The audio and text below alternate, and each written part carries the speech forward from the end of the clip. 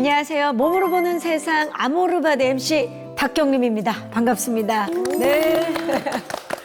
자, 여러분 혹시 지난 한 주를 보내면서 이 시간이 없다는 이유로 잠깐 내 몸 돌보기를 좀 소홀히 하지는 않으셨나요? 자, 그런데 변명 중에 가장 어리석고 못난 변명이 바로 시간이 없어서라고 합니다. 예. 내 몸을 위해서 이 시간만큼은 좀 저희에게 집중해 주시기를 바랍니다. 자, 보고만 있어도 나를 아낄 수 있는 아모르바디 지금 시작합니다. 자, 먼저 오늘도요, 자신의 몸을 사랑하는 자만이 앉을 수 있는 이 귀한 게스트석에 초대받은 분을 소개해 드리도록 하겠습니다. 다양한 작품 활동을 통해서요, 무려 40년 넘게 롱런하고 있는 배우 이종남 씨입니다. 감사합니다. 배우 이종남입니다. 반갑습니다. 와.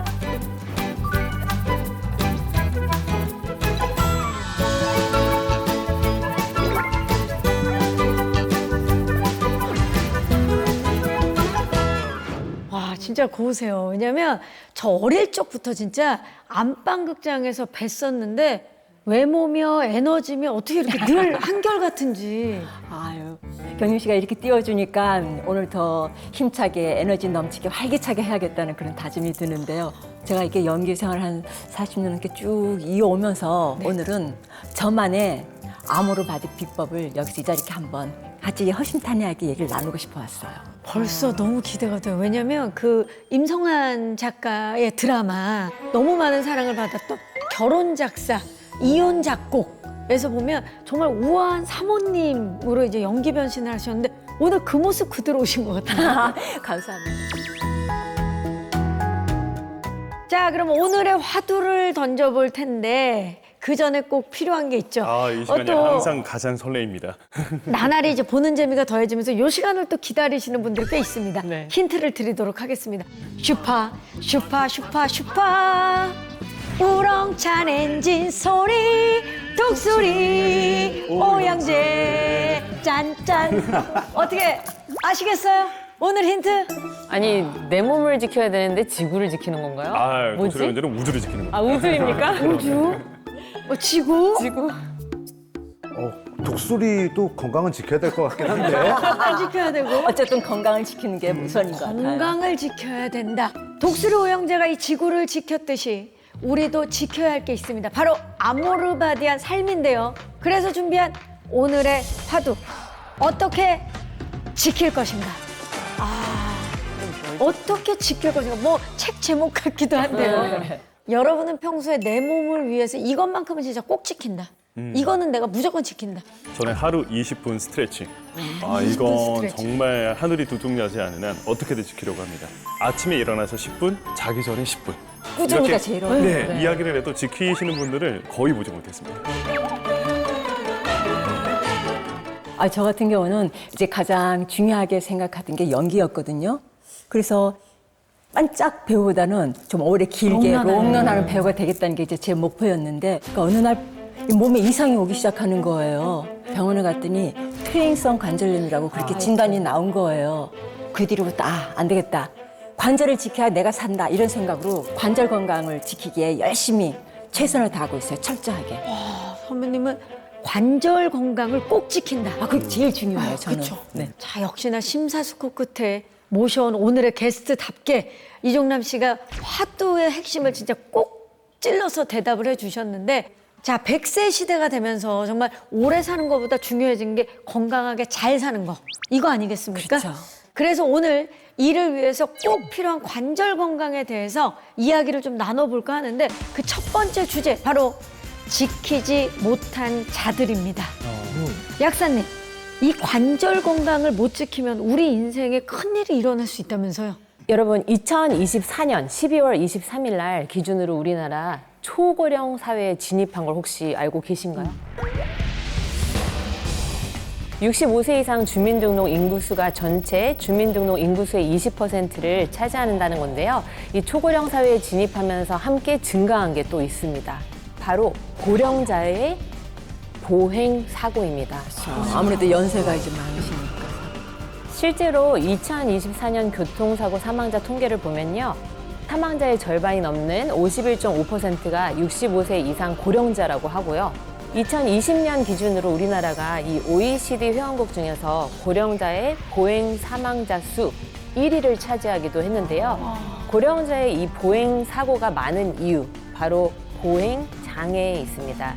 보행 장애는요, 노화나 질병에 의해서 이 보행 변화가 동반되는 현상으로 스스로 걷는 게 이제 쉽지 않은 상태를 말하는 거거든요. 그런데 이 보행 장애를 부르는 이유 중 하나가 오늘 이야기할 바로 관절염입니다. 우리나라는 2023년 기준으로 관절염 환자가요, 430만 명을 넘을 정도로 많은 사람들이 앓는 질병입니다. 왜냐면 사실 뭐 저만 해도 이 관절염은 노화의 증상이니까 뭐 어쩔 수 없는 거 아닌가라고 생각을 한 적이 있는데 결코 쉽게 생각해서는 안 되겠다는 생각도 들고 정신이 번쩍 나네요, 진짜. 제가 이제 관절 문제 생기기 시작한 게 30대쯤부터예요. 근데 일찍? 힐을 신고 이렇게 하니까 여기 무리가 가면서 무지외반증 조금씩 막 그러려니 했는데 이제 나이가 되니까 이게 심각하게 이렇게 확 변하고 오더라고요. 이 관절 건강은 지금 당장도 중요해요. 하지만 앞으로 10년, 20년은 더더욱 중요한 것 같아요. 네. 내가 나를 지켜야지 남한테 또 피해줘도 안 되잖아요. 그죠? 관절염이라고 하는 게 워낙 흔하다 보니까 사람들이 오히려 심각성을 못 느끼는 것 같더라고요. 아, 그냥 뭐 파스 붙이면 되지, 뭐 이렇게 생각하시는 분들이 쉬면 많은데 되지. 네. 이 관절염이라고 하는 것 자체가 삶을 무너뜨려 버리는 경우도 있었거든요. 그래서 오늘 이 남자의 이야기를 좀 접해 보시면 관절염이 이렇게나 무섭고 우리 인생을 이렇게 송두리째 망쳐버릴 수도 있구나라는 것을 좀 느껴보실 수 있을 것 같은데요. 1926년 6월 10일 스페인 대도시 바르셀로나에서 한 남자의 장례식이 열리게 되는데요.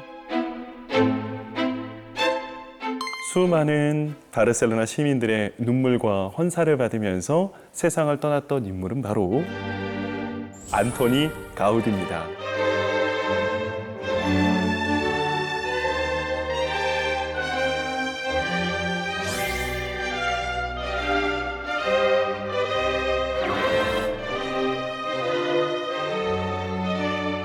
가우디는 최근에 시성 작업에 이제 들어가기 시작하면서 더 이슈가 되기도 했었고 그 때문에 신의 건축가라는 별명이 붙기도 했었던 사람이기도 한데요. 신의 건축가. 그런데 우리가 소위 천재라고 불리는 사람들, 건축가든 조각가든 뭐 화가든 한 분야에서 천재의 바늘에 오른 사람들을 보면 그 사람만의 독특한 양식이나 특징 같은 것들이 있기 마련이잖아요. 이 건물을 한번 보시면 좋으실 것 같은데요. 지금 보고 계시는 이 건축물은 까사바띠오라고 하는 건축물로 지금 현재도 바르셀로나 최고 부촌에 세워진 건축물입니다. 당시 이 까사바띠오 바로 옆 건물이 리모델링에 들어갑니다. 그래서 이 거리에서 가장 화려한 건축물로 탈바꿈되자 그 모습을 옆에서 지켜보고 있었던 바띠오 씨. 내 집은 무조건 옆집보다 더 화려하게 만들어줘 라면서 가우디에게 리모델링을 의뢰하게 됩니다. 근데 자세히 들여다보시면 뭔가 독특한 점을 발견하실 수가 저 있습니다. 알아요. 네, 용 이렇게. 그렇죠. 기본적인 컨셉은 조르조 성인이 용을 물리치는 그 신화를 바탕으로 이 건물 자체의 컨셉을 만들었어요. 그때 당시 그 용에게 희생된 그 수많은 희생자들, 그 시체들의 모습을 표현한 것이 아닌가라고 추정을 하고 있는데요. 창틀과 창 그 외형의 모습들을 보시면은요, 유령 같은. 무언가 그렇죠. 뼈들의 모습을 확인할 수가 있습니다. 이 가우디라고 하는 사람이 뼈에 푹 빠져 있었다라고 해요. 바로 가우디 자체가 이 뼈 때문에 고생을 많이 했기 때문입니다. 이 남자가 무려 6살 때 네. 관절염 진단을 받았어요. 6살? 세상에나. 그러니까 어렸을 때부터 다리가 불편해서 걷는 것 자체가 굉장히 힘들었었고요. 그러다 보니까 자연스럽게 학교에도 가기가 좀 힘들었었다라고 합니다. 그래서 그런지 까사바띠오뿐만 아니라 우리 가우디의 최대 건축물이라고 불리우는 사그라다 파밀리아에서도 이 뼈와 관련된 흔적들을 만나볼 수가 있어요. 보시면 건축물에 기둥들도 사람의 팔뼈나 다리뼈에 그러게요. 그런 뼈와도 같은 기둥들의 형상들을 좀 많이 발견할 수가 있어요. 아마도 가우디가 워낙 이렇게 평생 관절염을 앓았었고 뼈에 대한 관심이 많다 보니 자신의 관심도가 자연스럽게 건축물에도 영향을 끼친 것이 아닐까라고 추정을 하고 있는 것입니다. 그리고 이 남자가 워낙 독실한 신자이다 보니 항상 인근에 있는 필리프 성당으로 찾아가 미사를 참여했었다라고 하는데요.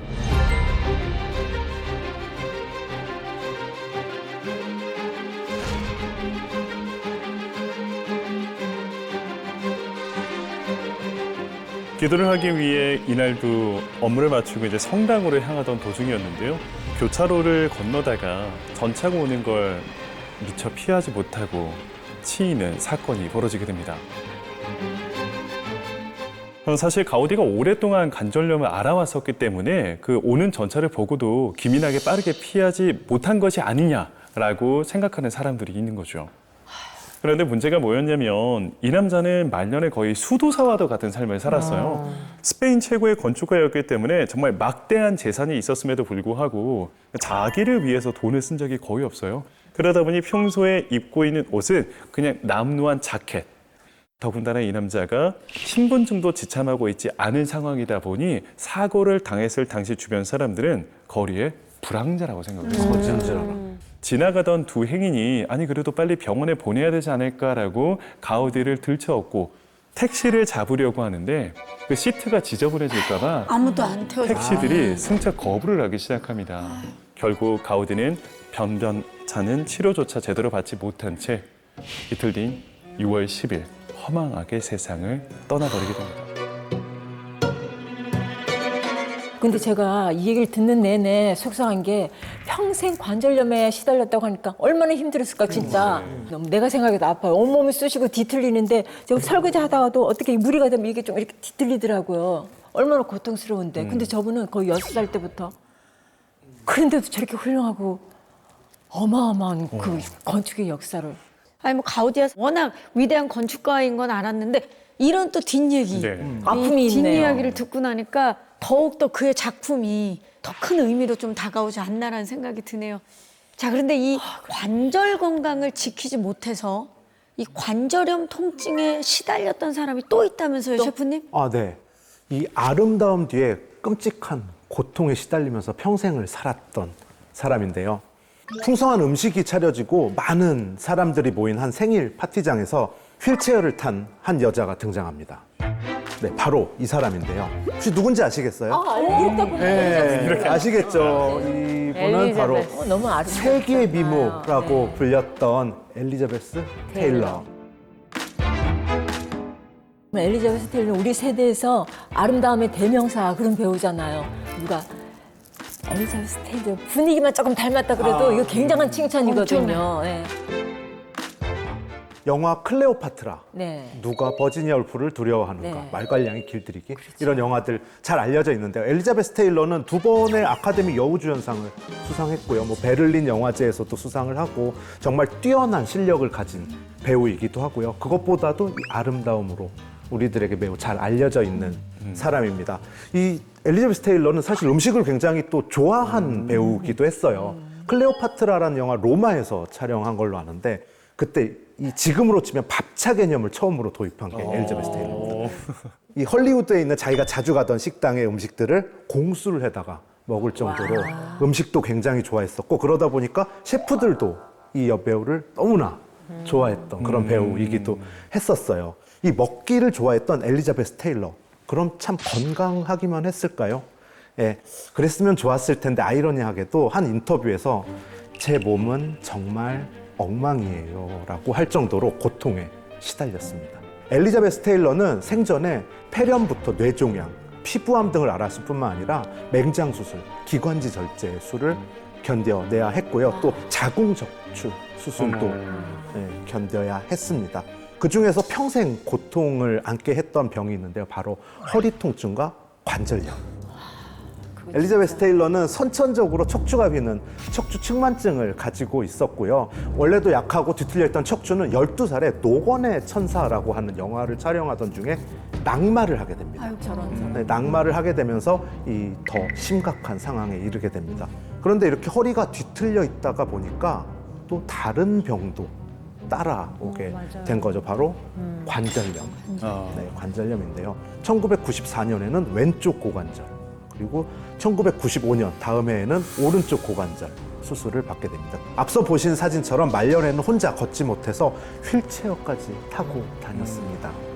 그런데 이 척추 측만증과 관절염은 그녀에게 또 다른 악영향을 미쳤는데요. 평생 많은 질병을 앓기도 했고 또 허리와 관절 통증을 앓다 보니까 제대로 활동하기 위해서 진통제가 반드시 필요했었다고 합니다. 그러니까. 이 진통제를 달고 살았는데요. 엘리자베스 테일러 의사 3명이 1983년부터 88년까지 5년 동안 진통제, 수면제, 진정제 28가지 약물에 대해서 1000여 건의 처방전을 썼습니다. 5년에 1000여 건이면. 네. 약물 받아보기. 이런, 네, 그 정도의 이야기가 나올 정도니까요. 허리와 관절염의 통증을 잠재우려고 썼던 이 진통제에 중독됐던 엘리자베스 테일러는 결국 2011년 그 우려혈성 심부전으로 사망하게 됩니다. 제가 궁금한 건 저 정도의 관절염이면 얼마나 심각한 상태인 겁니까? 사실 이제 엘리자베스 테일러가 지금 양쪽 고관절을 다 수술을 받은 상태잖아요. 그래서 이 고관절 수술은 도저히 보행이 어렵다 또는 이 생활이 불가능할 정도의 극심한 통증에 시달릴 때 이 환자에게 시행되는 치료법이거든요. 이 양쪽 고관절 수술에 이제 강한 진통제를 또 자주 맞을 정도면 제가 봤을 때는 한 연골이 거의 닳지 않았을까 싶은 이 관절염 말기 정도의 가능성이 있어 보이고요. 실제로 관절염의 통증 점수는요, 8.5점인 출산, 그리고 9점인 통풍보다 높은 9.1점입니다. 통풍보다도 높구나. 네. 출산보다도 높고. 네. 안타까워. 자, 역사적으로 관절 건강을 지키지 못한 시련을 겪었던 인물들의 이야기부터 또 관절 건강을 지키는 게 아모르바디안 삶을 위해서 얼마나 중요한지에 대해서 지금 이야기를 나눠보고 있는데요. 자, 그렇다면 지금부터는 관절 건강 잘 지키기 위해서 애썼던 노력들에 대해서 이야기를 해보려고 합니다. 자, 그래서 준비한 두 번째 주제 바로 사투의 흔적입니다. 정사원 셰프님, 네. 이 식단을 통해서 실제로 염증을 잡았던 사람이 있다면서요? 네, 레스토랑 주방에서 아보카도를 자르다가 팔이 잘려나갈 것 같다라는 생각을 하면서 이 통증을 겪었다는 사람. 바로 뉴욕의 유명 셰프 시머스 멀렌입니다. 시머스 멀렌이라는 셰프는요, 우리나라로 따지면 흑백 요리사 같은 최고의 셰프를 가려내는 프로그램, 미국에도 있을 것 같잖아요. 이 바로 넥스트 아이언 셰프라고 하는 프로그램에서 정말 그 좋은 평을 받았었고요. 또 뉴욕 매거진의 베스트 뉴 셰프에도 선정될 정도로 인지도와 실력을 갖춘 셰프인데요. 2007년 이 남자에게 엄청난 시련이 찾아옵니다. 어느 날 아침 이 멀렌은 눈을 뜨자마자 뜨거운 칼이 꽂힌 것 같은 통증을 느끼게 됩니다. 이 고관절 엉덩이 쪽에 통증을 느끼는데요. 일어날 수도 없고 정말 아파서 6시간 동안 몸부림을 치고 막 꼼짝을 못하고 하고 있는 상황에서 이 비명 소리를 들은 이웃에게 발견이 돼서 병원으로 이송이 됩니다. 검사를 해보니까 이 끔찍한 고통의 원인이 바로 관절염이었던 거예요. 이 셰프라는 직업이 사실은 관절을 굉장히 많이 사용하는 직업이잖아요. 중식 셰프들도 그 무거운 웍을 쓰기도 하고요. 프렌치 셰프들은 또 고관절 굉장히 아프거든요. 이게 자세히 구부리고 세밀한 작업들 하니까. 이 반복 동작을 수만 번씩 하다 보니까 어깨, 무릎, 고관절 같은 곳에 무리가 가게 됩니다. 이 멀렌도 신입 때 한 16시간 교대 근무를 하면서 주 90시간 일을 했다고 해요. 이 안타깝게도 멀렌이 이 관절염으로 쓰러졌을 때가 마침 정말 하이를 찍었던 셰프로서 승승장구하고 있을 때였다고 하는데요. 그런데 휠체어를 탈 정도로 건강이 나빠지니까 정말 절망감을 느끼게 됩니다.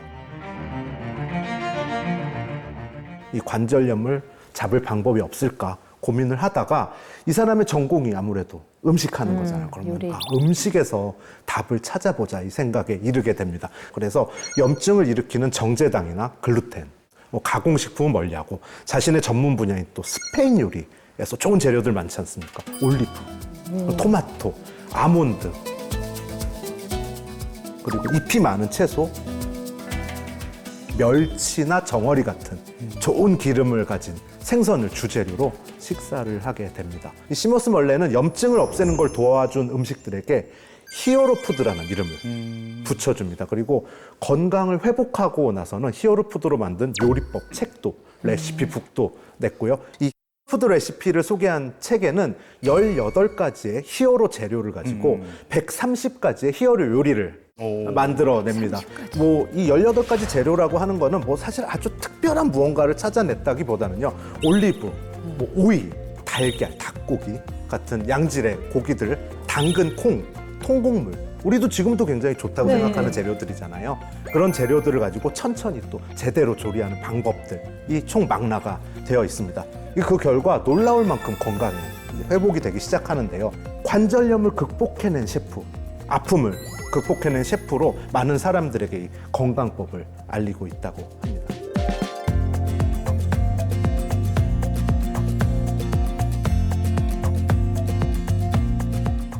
자, 관절염을 잡기 위해서 사투했던 흔적, 고대 인류에서부터 찾아볼 수 있다면서요, 약사님? 네, 맞습니다. 무려 5,300년 전으로 돌아가 봐야 하는데요. 사실 인류는 이족 보행을 하게 되면서 이 관절염과는 뗄래야 뗄 수 없는 이 동반자처럼 함께 해왔습니다. 얼음 속에서 발견돼서 아이스맨 웨치라고 이름이 붙여진 5,300년 전의 남성의 피부에는요, 100여 개의 문신이 새겨져 있었는데 대부분 이 관절염이 심한 부위에 몰려 있었다고 해요. 왜 문신이 그쪽에 많이 있었을까요? 아프니까. 고통을 잊기 주술적인 위해서? 의미로?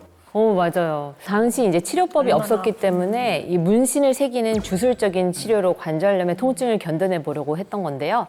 이렇게 고대 인류 때부터 존재했던 견디기 힘든 통증의 관절염, 이 통증을 만들어내는 원인이 혹시 뭔지 아시나요? 염증. 네, 맞습니다. 염증인데요. 사실 인류는 과거부터 염증을 잡기 위한 사투를 끊임없이 해왔습니다. 그 방법 중에 하나가 약초를 활용하는 거였는데요. 그중 대표적인 게 아시아뿐만 아니라 이 스웨덴 등의 스칸디나비아 지역에서도 활용했던 약초, 천심련입니다. 고대 인도의 전통의학인 아유르베다의 해열이나 간 보호의 목적으로 사용한다고 기록되어 있을 뿐만 아니라 전통 중의학에서도 염증, 발열 등의 치료에 활용이 되면서 천연, 소염, 진통제의 역할을 해왔는데요. 현대에서는 이 천실염 추출물인 파렉틴을 관절염 치료로 활용하고 있습니다. 파렉틴에는 진통이나 항염에 도움을 주는 안드로그라폴라이드라는 물질이 함유되어 있어서 관절염의 염증과 통증을 진정시키는 데 도움이 된다고 알려져 있고요.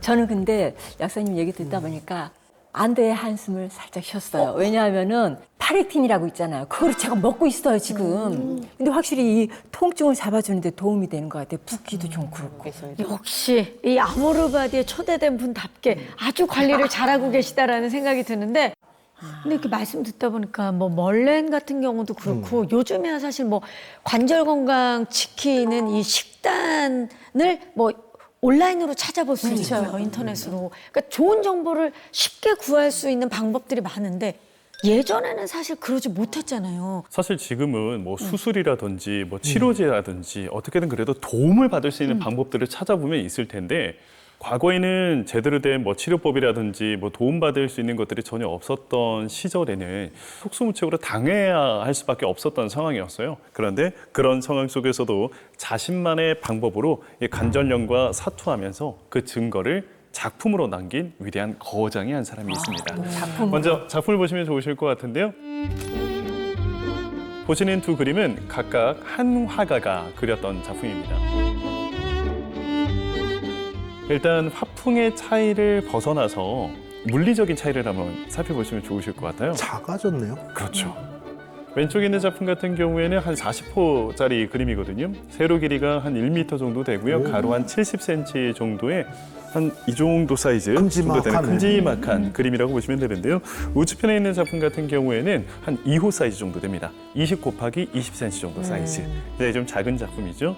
이 남자가 사이즈를 작게 그렸었던 이유는 그럴 수밖에 없었던 이유가 있었다고 하는데 말년으로 갈수록 그림이 점점점 작아질 수밖에 없었던 이 비운의 화가는 바로 알렉세이 폰 야블렌스키라고 하는 인물입니다.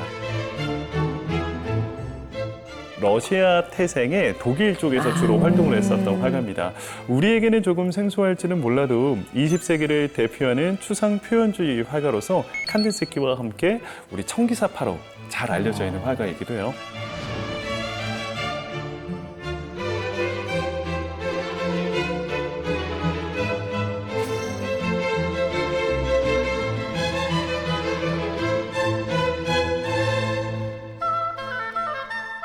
보통 화가들이 그림을 그리다 보면 화풍이 좀 변하는 것을 우리가 느껴볼 수가 있습니다. 그런데 이 남자는 화풍이 변했다라기보다는 물리적인 차이가 가장 두드러져요. 조금 전에 보셨던 것처럼 작품의 사이즈의 변화입니다. 그 이유는 바로 이 남자가 1920년대부터 고통 속에서 알아야만 했었던 바로 관절염 때문입니다. 이 남자가 1920년대에 들어서면서부터 서서히 이제 관절염을 앓기 시작해요. 그러니까 단순히 손이 좀 불편해, 붓을 잡기가 힘들어 이 정도의 수준이 아니라 너무 고통스러워서 손에 마비가 찾아올 정도였었다라고 해요. 1929년대에 이르게 되면 이제 더 이상 제대로 붓을 쥐지도 못할 정도로 관절염이 악화되기 시작하는데요. 하지만 그 상황 속에서도 야블렌스키는 포기하지 않고 계속 그림을 그려나갔었다라고 합니다. 최대한 그림을 멀리 떨어뜨립니다. 그리고 손가락 사이에 붓을 고정시킨 채 이렇게 고정을 시키고 나서 이렇게 그림을 그리는 게 아니라 이렇게 그림을 그리는 거예요.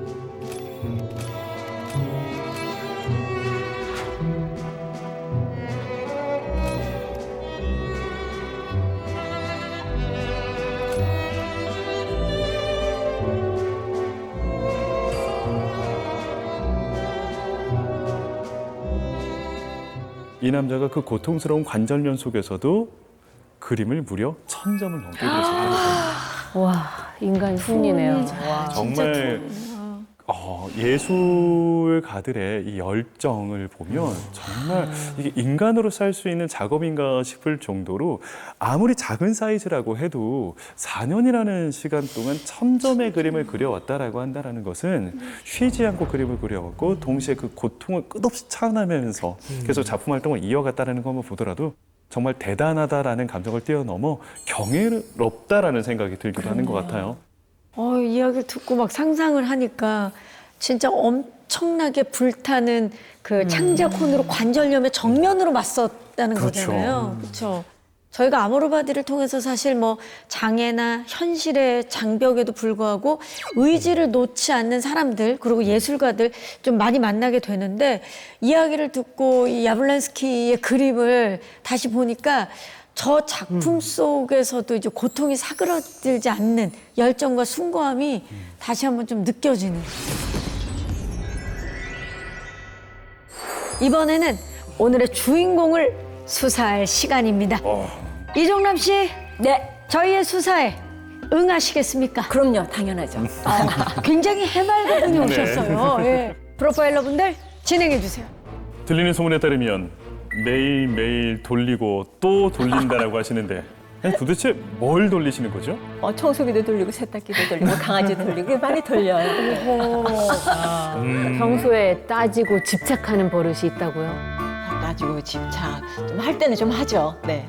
매일 살기 위해서 집을 나가신다고 들었는데 이게 무슨 일이죠? 그렇죠. 살기 위해서는 나가야죠.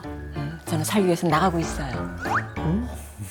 이 연기에 저희가 표정 연기 속을 거라고 생각하셨다면 착각입니다. 지금부터 바로 아모르바디 프로파일러 당장 진행시켜. 잘 잤니, 블루? 많이 나섰어? 보자. 반려견. 니네 배고프지? 봐봐. 잘 먹는다. 자, 이제는 나의 스트레칭 시간. 스트레칭. 아주 바람직하십니다. 밤 사이에 이게 좀 굳었으니까 아침에 이렇게 해주면 좋아.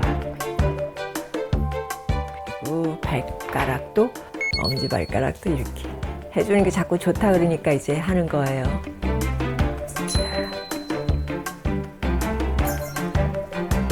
아침에 자고 나서 뭉쳤던 근육들을 이렇게 릴렉스하게 풀어주고 기분도 좋아요.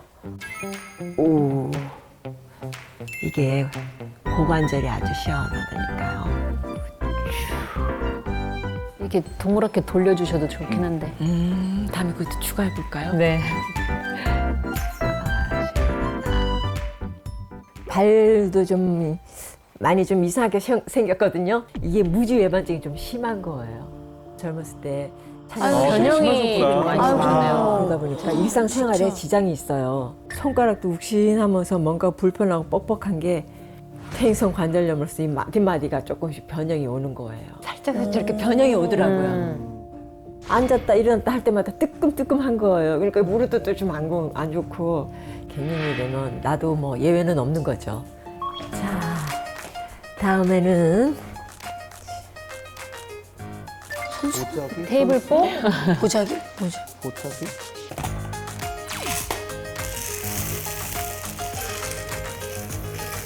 찜질팩 만드는 거예요. 아주 뜨겁지도 않으면서 오래도록 계속 찜질을 해줄 수가 있어요. 관절이나 근육 이런 것들이 뻑뻑할 때는 따뜻한 게 최고예요. 자, 발도 좀 해주고. 아, 좋아. 일단 팥으로 하면 안심이 될 거 아니에요. 그렇지. 다 무해하니까. 이렇게 하면은 부드러워지고 자주 해주면 안 하는 거다 훨 나아요. 보니까는 눈 뜨자마자 관절 스트레칭. 강도는 좀 낮게 하시는 것 같아요. 그렇죠. 강하게 하진 않아요. 일단 아침에 침대에서 내는 발바닥도 이렇게 한 게 좀 이렇게 깨우치가 않아요. 하여튼. 그래서 좀 스트레칭 필요해요. 우리가 아침에 일어나게 되면은 누구나 다 자연스럽게 좀 몸 좀 뻐근하다라는 걸 느끼시잖아요. 이걸 이제 조조강직이라고 이야기를 하는데 굳어 있는 상태에서 강하게 움직이게 되면 이게 오히려 근육에 무리가 갈 수가 있고 관절에 오히려 더 손상을 일으킬 수 있기 때문에 천천히 움직이는 게 좋습니다. 크게 강하게 안 하니까 꾸준히 할 수 있어서 좋은 것 네. 같아요. 매일 아침 할 수 있어요. 진짜 꾸준한 게 최고예요. 아침에 한 15분 정도 하고 저녁 때도 자기 전에 15분 정도 해주고 그렇게. 아니 근데 저는 아까 전자레인지에 뭘 돌리시더라고요. 곡물 보자기를 돌리시더라고요. 뜨끈뜨끈한 걸 대면은 더 시원하고 부드럽고 유연해져요. 하루 일상생활에 많은 도움이 돼요. 사실 온찜질 하시는 거 보고 저도 좀 하고 싶다 이렇게 느껴질 정도로 이 온찜질을 하게 되면 이런 수축했던 근육이나 굳어있던 주변 조직이 풀어지는 것뿐만 아니라 이 혈관이 확장되면서 혈액 순환에도 되게 원활해지고 좋거든요. 그리고 또 뭐 통증이 좀 진정되는 효과도 있고 그래서 이종남 씨가 하신 것처럼 온찜질을 한 20분 정도 해주시는 게 이 관절 통증에 도움이 될 수 있습니다. 그런데 이제 관절에 만약에 열감이 느껴질 때는 사실 온찜질보다는 이 냉찜질을 좀 추천을 해드립니다. 관절에 열감이 느껴지면. 네, 그게 약간 염증이랑 또 관계가 있기 때문에. 네. 식사 준비를 해볼까요? 또 셰프님이 가장 저는 항상 주방만 나오면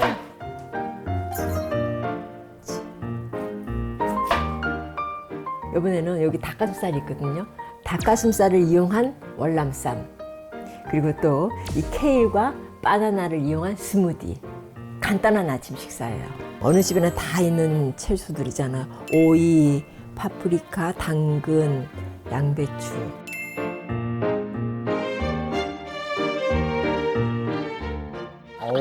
예쁘죠? 모양새도 싹 맞춰서 좋은 식재료들 싱싱하고 또 단백질이 풍부하고 하여튼 몸에 좋다는 거를 되도록이면 찾아서 먹어요.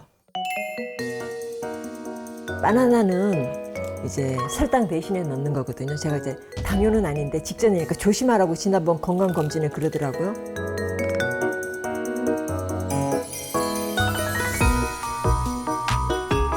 잘 먹겠습니다. 일단 한 모금 마시고 이렇게 찍어 먹으면 발사믹에다가 찍어서 먹으니까 네.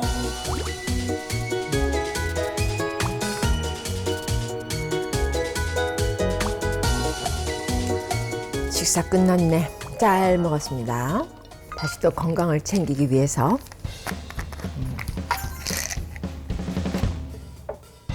파렉틴이라는 건데요.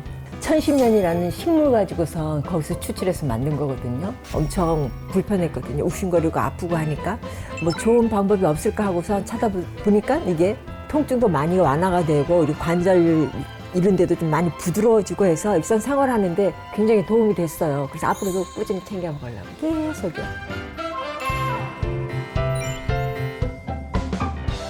근데 이렇게 쭉 보다 보니까 궁금증이 들었던 게 약간 설탕같이 이렇게 혈당 높이는 음식은 일부러 조심하시더라고요. 그렇죠. 건강검진할 때 전초 증상이 있다 그러더라고요. 그래서 그걸 조금 조심해서 하려고 설탕보다는 단맛을 내는 이제 바나나나 이제 양파 그런 식재료들을 이용해서 단맛을 내고 우리 전문가분들 아모르바디의 전문가분들한테 이제 여쭤보려고 오늘 사실은. 실제로 한 연구에 따르면 당뇨병이 있는 환자에게서 어깨 관절염인 오십견 발병률이 당뇨병이 없는 사람보다 3.69배나 높았다고 합니다. 네. 그러니까 지금처럼 당을 높이지 않는 식단을 유지하시는 게 굉장히 도움이 되고요. 한 가지 팁을 더 드리자면 아까 케일이랑 바나나를 갈아서 주스로 드셨는데 이 마실 거는 물로 대체하시고 케일이랑 바나나는 씹어서 섭취하시는 게 오히려 더 혈당 나아요? 관리에 더 도움이 됩니다. 물론 설탕 드시는 것보다 더 좋지만 미안. 네. 근데 제가 영상을 보니까 꼼꼼한 식단 외에도 또 이렇게 혼자 챙겨서 드시는 게 있던데요. 그렇죠. 제가 음식 영양소를 따지게 되면서 그 외에 또 도움받을 수 있는 게 어떤 게 있는가 하고 찾아보다가 파렉틴이 염증이랑 통증을 줄여준다길래 한번 챙겨 먹게 됐어요. 그런데 확실히 도움이 많이 돼요. 네. 사실 관절염에서 통증이 생기는 이유가 바로 이 염증 때문이거든요. 그런데 이 파렉틴에 함유되어 있는 안드로그라폴라이드가 체내의 이 염증의 차단기를 딱 내리는 역할을 하는 거거든요. 우리 몸속에는 관절에 도달했을 때 염증을 유발하는 NF-카파비라는 물질이 있는데요. 파렉틴은 이 염증의 물질의 경로를 이렇게 차단을 하면서 관절염의 염증 억제에 도움이 될 수 있습니다. 꼭 음주 단속방처럼 염증을 쏙 잡아내는 염증 단속방 같네요. 그렇죠? 파렉틴이. 실제로 이 파렉틴을 섭취한 그룹과 이 염증을 억제하는 치료제를 섭취한 두 그룹을 대조군과 비교해 봤더니 두 그룹 모두에서 이 염증 인자가 억제되는 결과가 나타났다고 합니다. 이뿐만 아니라 이 파렉틴은 이 관절염으로 인한 연골 손상에도 도움이 될 수 있습니다.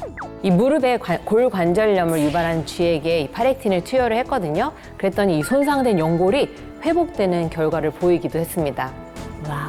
이 관절염 통증이 심할 때는 사소한 집안일부터 또 외출하는 것도 굉장히 싫어지고 기분도 다운이 되거든요. 삶의 질이 확 떨어지고 그러는데 이 파렉틴을 잘 챙겨 먹었다 싶어지는 게 지금 이 느낌으로 한 10년도 너끈히 물론 그리고 또 10년 오래도록 잘 건강 지킬 수 있을 것 같아요.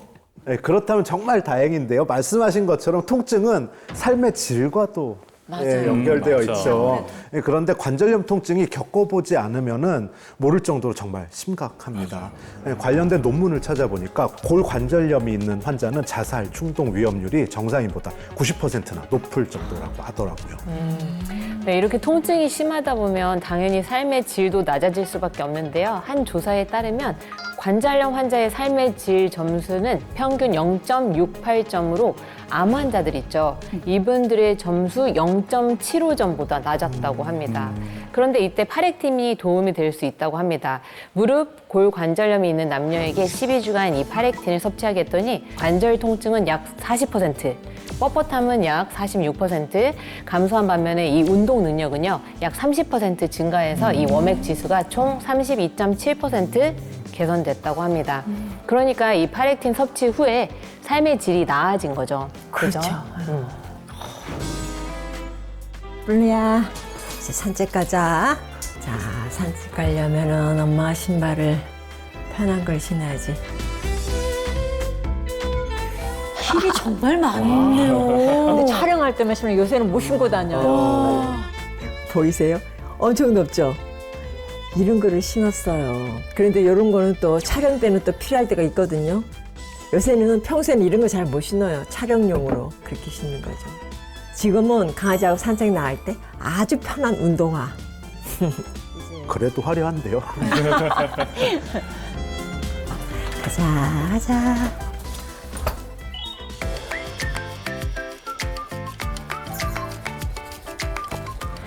와, 블루야. 뛰지는 않고 되도록 걸어요. 이제 관절에 무리가 가니까 바른 자세로 걸으려고요. 다른 자세로 걷는다고 하면 어떻게 걷나요? 아, 그랬더니 이제 아무래도 배에 힘을 좀 주고 바로 이렇게 정면으로 봐주면서 발은 이제 뒤꿈치에 먼저 닿으면서 그다음에 발바닥, 발가락 이런 식으로 체중이 잘 움직여주는 게 좋아요. 이 근육으로 걷는다고 생각하고 걸어주면은 좀 더 도움이 되는 것 같아요. 자, 여기 있어봐. 물. 그렇지. 이제 엄마 물 먹을게. 물 먹을 때 엄마 건강 챙기는 거야.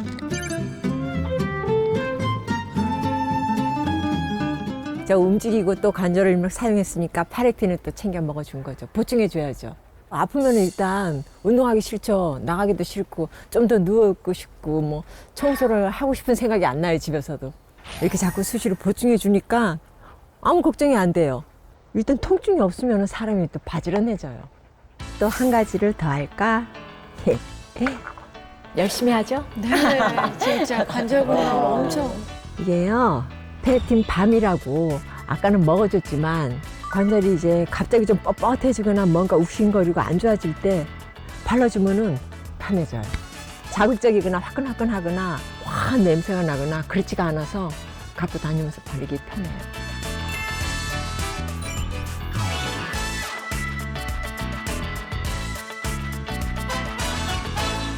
통증이 있으면 일단 운동을 잘 안 하게 돼요. 그러니까 주변에도 보면 가장 안타까운 장면들 중에 하나가 아프니까 운동 못 해. 지금 안 됩니다.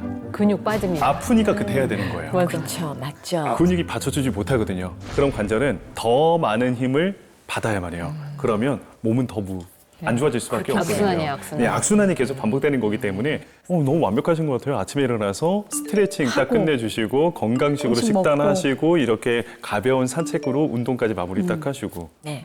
제가 이렇게 매일 운동을 하다 보니까 또 더 열심히 챙겨 먹게 되는 거예요. 하다 보면 또 이제 좀 통증이 생길 수도 있잖아요. 그래서 먹어주고 또 이렇게 파렉틴 밤을 또 발라주고 하니까 도움이 돼요. 실제로 이 파렉틴은 운동을 한 뒤 생길 수 있는 이 관절염 통증을 가라앉히는 데 도움이 될 수 있기 때문이거든요. 이 한 연구에서 쥐에게 통증을 일부러 막 유발을 시킨 다음에 파렉틴을 투여를 했거든요. 네. 통증이 약 32% 감소하는 결과가 나왔고요. 골관절염이 아닌 류머티스 관절염이 있는 환자에게는 파렉틴 투여 후에 통증, 부종 등 이 류머티즘 관절염 증상이 개선이 되었고 이 류머티즘 유발 인자가 감소하는 결과도 나타났다고 합니다. 근데 보니까 이렇게 바르는 것도 있나라고 생각하실 수도 있을 것 같아요. 그리고 갑자기 이렇게 통증이 있거나 좀 이렇게 화끈화끈거리고 그럴 때가 있잖아요. 근데 이렇게 갖고 다니면서 이렇게 발라주면은 자국도 별로 없어요. 어떤 향이나 뭐 파스처럼 화하고 그러지도 않고 무리가 없더라고요. 그러니까 먹는 거랑 거의 같은 비슷한 효과인 거네요. 사실 먹으면 이 전신으로 다 작용을 하는 거고 이제 국소적으로 그 부위에 급할 좀 때, 더 네네. 작용한다 이렇게 보시면 되는데요. 실제로 한 연구에서도 이 파렉틴을 발랐을 때 피부에 자극은 없고 대신 이 혈행 개선이 도움이 되었다는 결과도 있습니다. 근데 제가 이 관절 때문에 발가락이랑 손가락이 전부 약간씩 변형이 왔잖아요. 근데 찾아보니까 이 페렉틴이 뼈 손상에도 도움이 될 수 있다고 해서 저 정말 열심히 챙기고 있는데 이것도 맞는 건가요? 이종남 씨처럼 이 관절염으로 뼈 손상이 나타났을 때 파렉틴이 도움이 될 수 있고요. 또 한 연구에서 파렉틴에 함유된 이 안드로그라폴라이드를 투여했더니 대조군에 비해서 뼈 손상이 낮게 나타났다고 하는데요. 또 다른 연구에서는 쥐에게 염증을 유발한 다음에 발 모양을 일부러 변형을 시켰어요. 그리고 나서 또 파렉틴을 투여를 했더니 부종으로 변형된 발 모양이 호전되는 그런 효과도 있었다고 합니다. 제가 파렉틴의 뼈 건강까지 더할 수 있는 방법도 알려드릴게요. 파렉틴을 챙기실 때 뼈 건강을 위해서 비타민 D, 비타민 K2 함께 챙겨주시면 좋습니다. 비타민 D와 비타민 K2는 칼슘을 혈액에서 뼈로 이동시켜주는 영양성분인데요. 그렇기 때문에 파렉틴과 함께 비타민 D, 비타민 K2를 챙겨주시면 관절 건강뿐만 아니라 뼈 건강도 함께 챙길 수 있습니다. 알겠습니다. 있습니다. 또 이 파렉틴은요, 천연 소염 진통제로 불리기도 할 정도로 이 천연 유래 성분인 만큼 혹시 뭐 부작용이 걱정이 되신다면 그 마음을 내려놓으셔도 될 것 같은데요. 만성 류마티즘 환자에게 48개월간 이 파렉틴을 투여를 해봤는데 부작용이 나타난 사례는 없었다고 합니다. 자, 지금까지 관절염으로부터 나를 지키는 건강법 이종남 씨 일상과 함께 저희가 영상으로 알아봤는데 네. 이종남 씨 한 말씀 부탁드립니다. 제가 관절 건강을 지키고 또 삶의 질까지 높일 수 있는 사소하고 중요한 일상 꿀팁을 꼭 알려드려야지 하고 왔는데 더 많이 배우고 가는 것 같아요. 아모르바디에서요. 그래서 앞으로 오늘 배운 정보를 잘 활용해서 더욱더 제 몸을 아끼고 사랑하며 건강을 잘 관리하겠습니다. 감사합니다. 응원하겠습니다. 응원합니다. 날씨가 점점 더워지고 있습니다. 이럴 때일수록 나 자신을 더 잘 돌봐야 한다는 점 잊지 마시길 바라고요. 몸으로 보는 세상 아모르바디 여기서 인사드리도록 하겠습니다. 여러분 고맙습니다.